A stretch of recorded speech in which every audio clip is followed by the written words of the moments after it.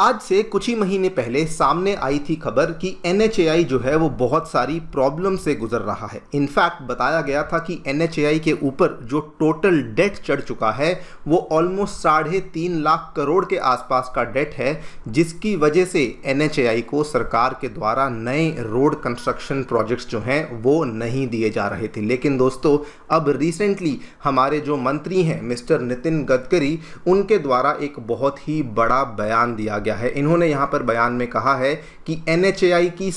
सारी financial problems जो हैं वो अब सॉल्व हो चुकी हैं एंड आने वाले 3 महीने में रोड मिनिस्ट्री के द्वारा NHAI को 3 लाख करोड़ से भी ज़्यादा के जो प्रोजेक्ट्स हैं वो हम लोग यहाँ पर अवार्ड करने वाले हैं। आप लोग यहाँ पे देख सकते हैं, बिजनेस स्टैंडर्ड की ये खबर है, projects worth ₹3 trillion to be awarded by road ministry in the coming 3 months. इन्होंने पूरे बयान में ये कहा है कि मैं आपको एश्योरेंस देता हूं 3 महीने में 3 लाख करोड़ से ज़्यादा के कॉन्ट्रैक्ट्स देंगे एंड पूरे वित्तीय वर्ष में यानी कि चल रहे वित्तीय वर्ष 24-25 में हम लोग कुल मिला के 5 लाख करोड़ से भी ज़्यादा के प्रोजेक्ट्स हैं जो कि NHAI को बेसिकली सौंपने वाले हैं। इनफैक्ट इन्होंने रिसेंटली एक बयान में ये भी कहा कि NHAI के ऊपर किसी प्रकार की फाइनेंशियल क्राइसिस नहीं है, कोई भी आर्थिक संकट NHAI के ऊपर नहीं है। हम लोगों ने ऑलरेडी जो बैंक से लोन लिया था उसमें से 15,700 करोड़ का जो लोन है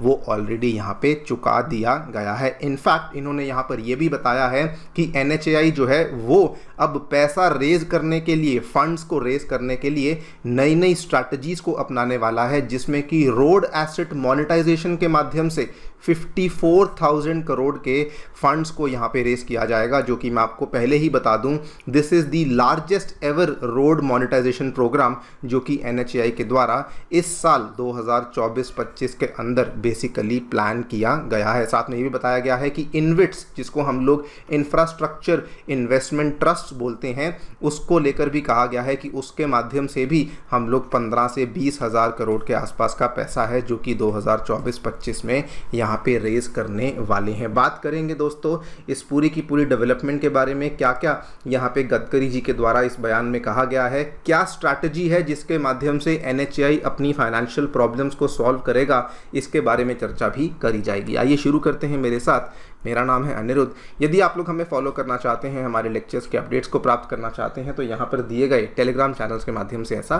कर सकते हैं। आगे बढ़ने से पहले बताना चाहूँगा कि अनअकैडमी के ऑफलाइन सेंटर्स नई दिल्ली के करोल बाग, नई दिल्ली के मुखर्जी नगर एवं उत्तर प्रदेश के प्रयागराज में आ चुके हैं। इन सभी ऑफलाइन सेंटर्स में GS कोर्सेज और साथ में CSAT, ऐसे writing classes, current affairs coverage, test series जैसी सभी सेवाएँ अवेलेबल करवाई जाती हैं। आपको कोई भी यहाँ पे कोर्स में एनरोल करना है, आप लोग सेंटर को विजिट कर सकते हैं या फिर नीचे दिए गए इन फ़ोन नंबर्स पर फ़ोन भी कर सकते हैं। फ्री स्टडी मटेरियल प्राप्त करने के लिए आप लोग हमारी अनअकैडमी ऐप को डाउनलोड कर सकते हैं, जिसका लिंक आपको डिस्क्रिप्शन बॉक्स में नीचे दिया गया है।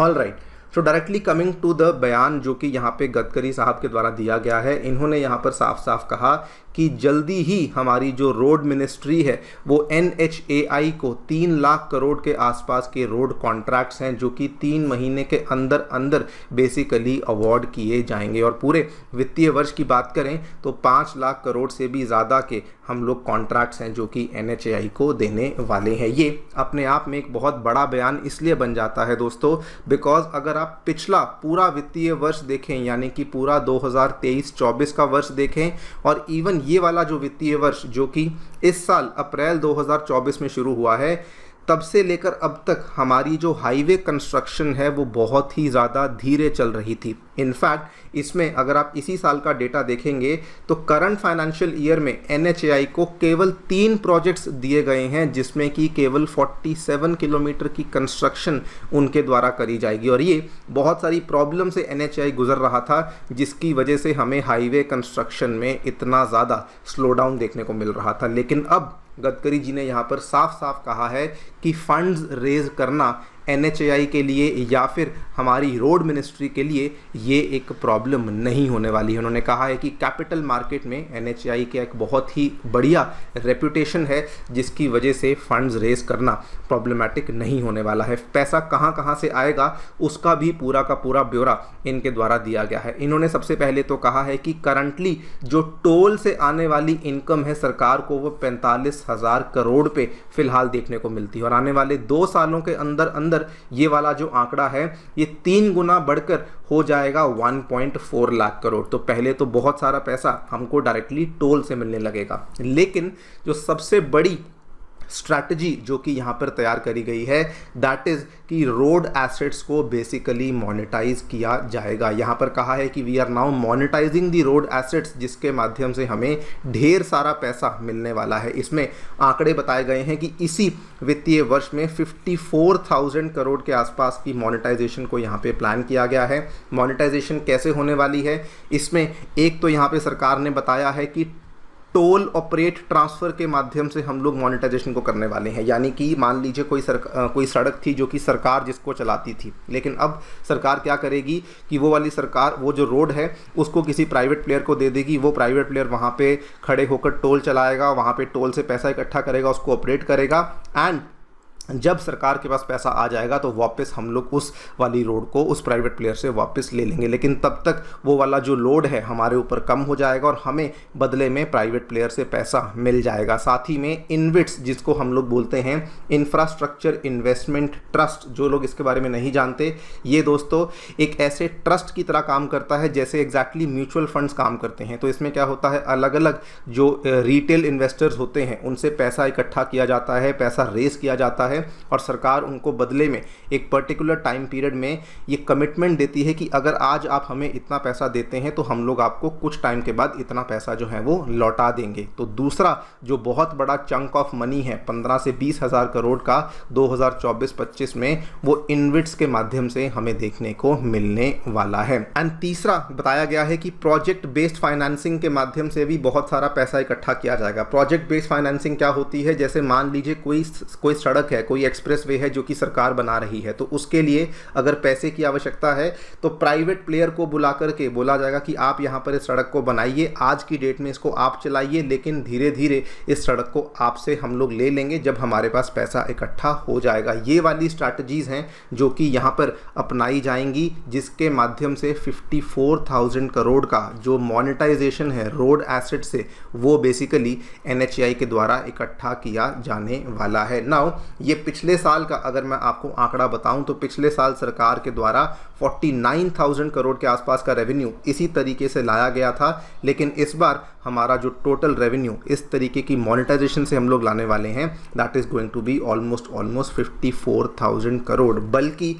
सिचुएशन इतनी ज़्यादा बेहतर होने वाली है, ये भी अगेन NHAI के द्वारा ही बताया गया है कि जो बहुत सारा पैसा जो हमने इन्वेस्टर से उठा रखा था, जो हमने बॉन्ड होल्डर से जो फिक्स्ड कूपन बॉन्ड्स के माध्यम से पैसा उठा रखा था, हम लोग उनका कॉन्फिडेंस बेहतर करने के लिए उनको पैसा पहले ही लौटाने वाले हैं। बहुत सारे यहाँ पे बॉन्ड्स थे जो कि 2025 और 2030 में मैच्योर होने वाले थे, लेकिन गवर्नमेंट ये कहती है कि हम उन बॉन्ड्स को पहले ही रिटायर करवा देंगे एंड इन्वेस्टर कॉन्फिडेंस को और बड़ा बूस्ट देने के लिए हम लोग उनको जो ये पैसा है पहले ही यहाँ पर विद इंटरेस्ट लौटाने वाले हैं। ये बेसिकली इन्हीं सब चीज़ों को प्रूव करने के लिए है कि NHAI की जो फाइनेंशियल स्थिति है वो बिल्कुल सही है और हम लोग बिल्कुल सही ट्रैक पर चल रहे हैं। वैसे मैं आपको बता दूं कि ऑन अ सिमिलर नोट सरकार के द्वारा जस्ट कल ही की बात है 8 high speed road corridor projects को भी यहां पर अप्रूवल दे दिया गया है, जिसमें की लागत ऑलमोस्ट 50,000 करोड़ की आएगी। और यहां पर हालांकि ये अभी नहीं पता कि ये जो प्रोजेक्ट्स हैं NHAI को दिए जाएंगे या फिर किसी और को दिए जाएंगे, लेकिन ये वाला अप्रूवल भी यहाँ पर हमें देखने को मिल चुका है। और वहाँ पर भी इंडिया की हाईवे पॉलिसी में बहुत बड़ा शिफ्ट देखने को मिला है। पहले हम लोग प्रोजेक्ट बेस्ड डेवलपमेंट पे फोकस करते थे, जैसे कि हमने बहुत बड़ा भारतमाला अनाउंस कर दिया, लेकिन अब दोस्तों सरकार कहती है कि हम लोग कॉरिडोर बेस्ड डेवलपमेंट पे फोकस करेंगे, जिसमें कि खर्चा भी कम होता है, एफिशिएंसी ज़्यादा होती है एंड इसमें वेस्टेज भी आपकी काफ़ी ज़्यादा कम हो जाती है। खैर देखते हैं, काफ़ी सारे चेंजेस हमें हाईवे कंस्ट्रक्शन में, हाईवे पॉलिसी में देखने को मिल रहे हैं। आप लोग इस चीज़ को लेकर क्या क्या सोचते हैं हमें डेफिनेटली बताएं कमेंट सेक्शन में। Thank you so much for listening, stay tuned and